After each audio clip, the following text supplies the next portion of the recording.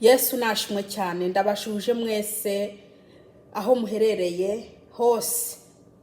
Amahoro y'Imana abane namwe. Ndashuhuje abo mu Burundi, abo mu Rwanda, ndashuhuje aba muri Tanzania, muri Amerika, muri Canada, muri Australia, ndashuhuje aba muri Uganda, ndashuhuje aba muri Zambia, Zimbabwe, no mu bindi bihugu bitandukanye. Ndabashuje mwese amahoro y'Imana abane namwe. Uyu n'umwanya w'ijambo ry'Imana, nshuti zanjye. Ndabazaniye ijambo ry'Imana. Ni ijambo riri mu byahishuriwe Yohana igice 22 ku murongo wa 11. Yesu nashimwe cyane. Ni umurongo umwe wonyene. Murashobora kuba mwarawumvishije, murashobora kuba muzi no murongo, ariko ijambo riguma ari rishasha mu muntu. Yesu nashimye.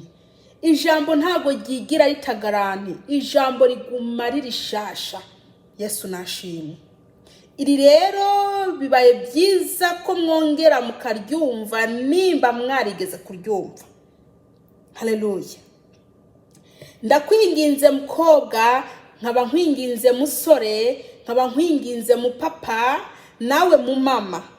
Ndabinginze bantu b'Imana. Nukuri ibitekerezo byanyu niba biri kure by'ukuri muhagarike. Hanyuma mwumvirize ijambo ry'Imana. Mwumve icyo Imana ibashakaho. Turi mu misi ya nyuma. Turi mu gihe cya nyuma.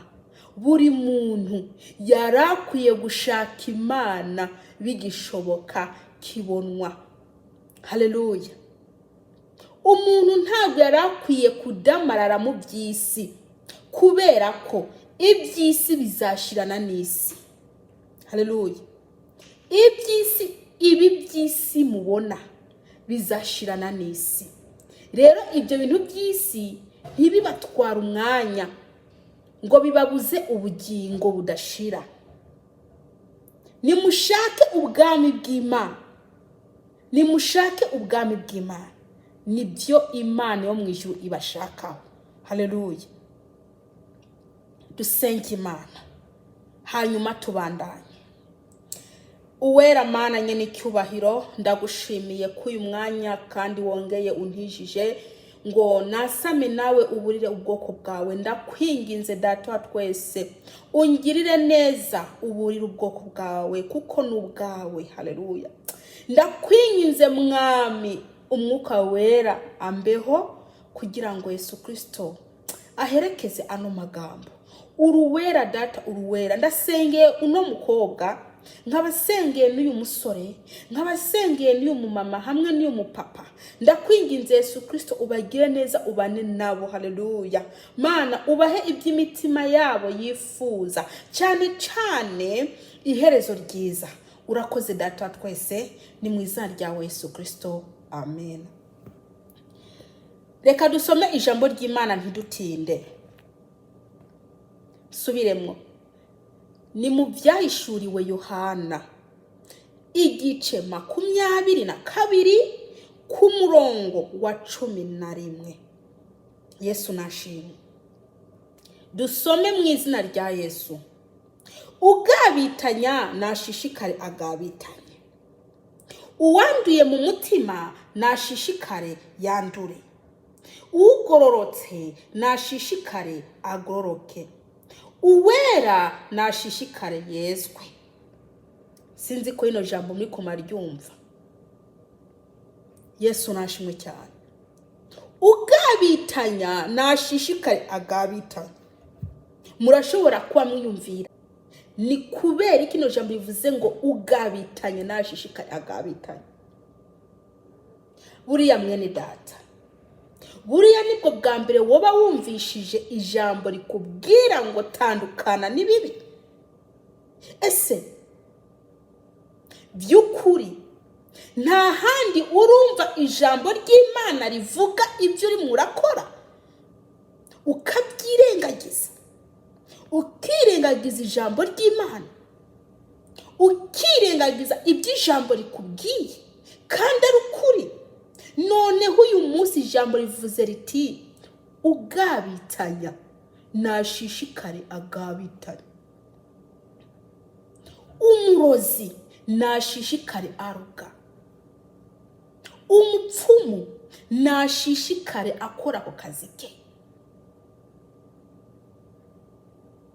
umusambanyi nashishikare asambana, umujura nakube yiba, uwiyambika ubusa, uwambara akajipo gato, uwambara udupato n'udukora bakaja hanze nibakube. Uwukosora Imana akagaya uko Imana yamuremye akishaho ibigirwamana by'ibinyamahanga nashishikare abikora. Reka ndakubwiza ukuri ko umwami Yesu aje guhemba kandi akabaje no guhana. Mwene data urimo uranyumviriza, waburiwe kuva kera, waraburiwe ariko amatwi yawe wayazibuye mw'ibiti, ntushaka gukora iby'ijambo rikubwiye. Uwanduye nashishikare yandure. Yesu nabagire neza. Rino jambo riraje kubera ko imitima yanyu yakomantaye. Rino jambo riraje kubera ko mwanze kumva. Rino jambo riraje kubera ko mwanze guta ibyo bigirwamana by'ibinyamahanga. Ngo uwandura nashishikare yandure. Ese ugira ngo na mahoro? Yesu Kristo kavuze aya magambo ugira ngo na mahoro rero? Niko wewe ubyiyumvira? Buriya ntumva ko hari ikibazo kuba Yesu Kristo avuze ati ngo uwandura nashishikare yandure? Ugira ngo rero arabahaye uburenganzira bwo gukora ibyaha? Ntago abahaye uburenganzira bwo gukora ibyaha, ahubwo nuko mwakomanaje imitima yanyu, kandi igihe cyo kuza kwe ari uku. Yesu Kristo nagire neza abantu biwe. Kwirirwa murabwirwa ngo nimureke kwiba mukanga kabisa. Kwirirwa murabwirwa ngo muhagarike ubutinganyi mwaranze, muguma mwiyongeranya abatinganyi barimwo baraba benshi, hazagira n'igihe bakwira isi yose kabisa. Ngo ugabitanya nashishikara agabitanya, uwandura mu mutima nashishikare yandura. Ngo uwera nashishikare yezwe. Yesu nashimwe cyane. Namwe mukagenda museka ngo na mahoro. Nta mahoro ariho. Ahangaha Yesu arababaye kuba avuga aya magambo, ntago ari uko anezerewe, ntago anezerewe kuba ari mwarabona wewe waranze kumva, umutima warawukomantaje, ntugire ngo arakunezerewe. Kuba yaraguhanuye kuva kera ngo ureke ibyaha byawe ariko ukaguma uri mu byaha byawe, ntago akunezerewe. Niyo mpamvu avuze ano magambo, nuko mwagumye mukomantaza imitima yanyu, ntimushaka kumvira Yesu Kristo. Yesu Kristo yarapfuye kugira ngo wewe uronke ubuzima, ariko nubundi wowe uracatesha agaciro amaraso ya Yesu Kristo. Yarababajwe kubera wowe, ariko nubu uracakomantaje umutima, ntushaka gufungura umutima wawe ngo Yesu Kristo yinjire. Umutima wawe urafunze kabisa. Nta munsi n'umwe Yesu Kristo adakomanga ku mutima wawe. Buriya ngo ugiye kumviza ubutumwa bwiza, buriya Yesu Kristo aba arimwe arakomanga ku mutima wawe. Kuriya kwinjira mu Facebook he hose ngo mugiye kumviza ubutumwa bwiza, buriya butumwa bwiza wumviriza, Yesu Kristo aba arimwe arakomanga ku mutima wawe. Hariya mu rushengero mwagiye, buriya hari igihe ijambo riza rikubwira ngo wihane, yamara ni Yesu Kristo aba arimwe arakomanga ku mutima wawe. Ariko wewe ukumva iryo jambo ari kukanga kuryumvira, hanyuma Yesu ngo azaza ababemberezi. Iri ni jambo Yesu Kristo avuze ngo ugabitanya nashishikare agabitanye, uwanduye mu mutima nashishikare yandure. Mwene data muranyumviriza, urashobora kumaza igihe kirekire mu rushengero ariko ukaba utarahinduka kandi ukaguma uvuga ngo urazi Yesu. Urashobora kuba uri umuririmbyi bakakubona uri umuririmbyi ariko uri igiti cyumye kidafite ubuzima. Urashobora kuba uri umudiyakoni ukaza ubyuka kare ugenda gukubura urushengero, yamara uri igiti cyumye ukaguma ukora umurimo w'Imana ariko Imana itakwishimira. Mwene data, uzaguma uko ugeze ryari? Mbese ntabwo uzi ko Imana igiye gufunga? Ntabwo uzi ko abarimwo barinjira ubu hazagera igihe Imana igafunga urugi rw'inzu ye, ntihagire uwundi muntu yinjira? Mwene data, nyene inzu azafunga urugi, nyene inzu azabugaranira hanze, wewe uburirwa ntiwumve. Nyene inzu azagufungiranira hanze, uzakomanga ntago azafungura, kubera ko ubu ijambo riravuga ukikomantaza umutima. Ijambo rikaguma rikuburira ukaguma wikomantaza umutima, ugira ngo sindabibazwa, uvuga ngo sindabibazwa. Reka ndakubwira, ukibwira ko atari wowe ijambo riko rirabwira, yamara Imana irimwe iravuga ibwira wowe. Mwene data, ese amarira uzarira ugira ngo ninde azakureba ijisho ry'imbabazi? Reka ndakwibutse ko nyoko, iso, mwene wanyu, musazawe, mushikawe, umugabo wawe, umugore wawe, nta numwe azaza kugutabara. Icyo nakubwira rero, wari ukwiye gushaka ubwami bw'Imana bigishoboka ko bubonwa.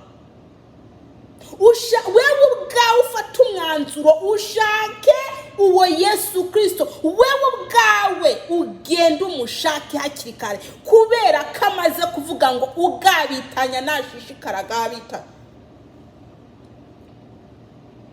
Yesu natugire neza. Muriba, mugasambana, mukiyambika ubusa, mugakora ibyaha bitandukanye, reka ndakubwire ngo urugi rugiye gufungwa. Nikwamara gufungwa, nta numwe azafite uburenganzira bwo kwinjira mu nzu, kubera ko ruzaba rwafunzwe. Nyene inzu azaba yugaye. Mwene data, uri mu biki? Uri mu biki? Uhugiye mu biki? Usinziririye mu biki? Mwakwihanya mukareka kwibohera mu byaha. Ese ko mwemera Satani akabaryamaho akemera akanabapfumbatira? Ese ugira ngo abashakaho ibyiza, ntarimwe arashaka abo azarimbukana? Mwene data, Satani ntabwo ari umugenzi wawe, arimo arashaka ubugingo bwawe, arimo arashaka kukwicira ubugingo bwawe maze uzabura ijuru. Ukwiye kwihana bigishoboka, numwiyambure Satani, numwirukane, numwikunkumure, kubera ko wewe ntiwaremewe kugira iki kurimbuka, wewe waremewe ubugingo butazashira. None ni kubera iki mwebwe ubwanyu ari mwe muri ko murijana mwirimbukiro? Ni kubera iki muri ko muranga ibyiza Imana yabateguriye, mukaba mushaka kwijyana mwebwe ubwanyu mwirimbukiro? Buri muntu natekereze mwene data, mu muriro nta munezero uriyo, mu muriro n'umuborogo, mu muriro n'amarira, mu muriro nta munezero na muke uriyo. Abarimwo barakubesha ntibakakubeshe.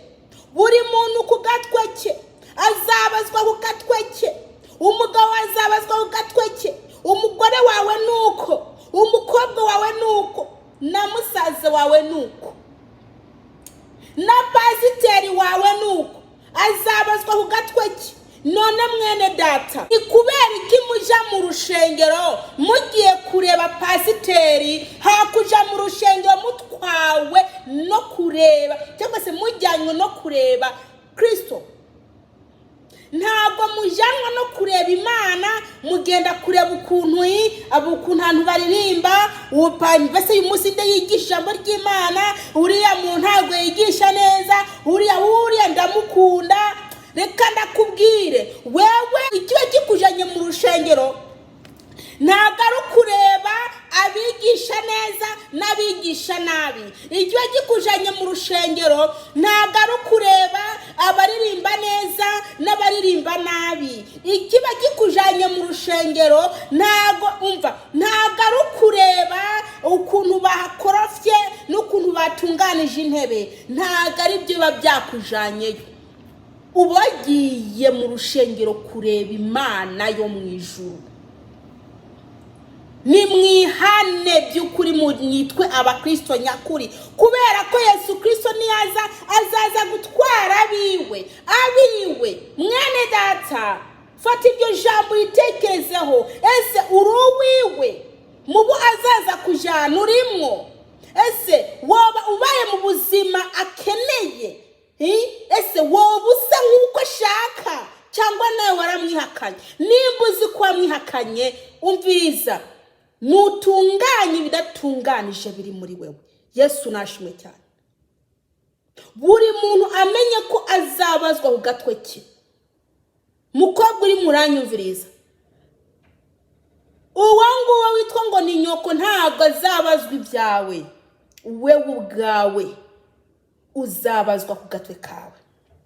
Kandi ikindi, ntuzaburana, umwe uzaba wadozwe pe. Ntufite kuburanya Imana, uzaceceka gusa guca urubanza.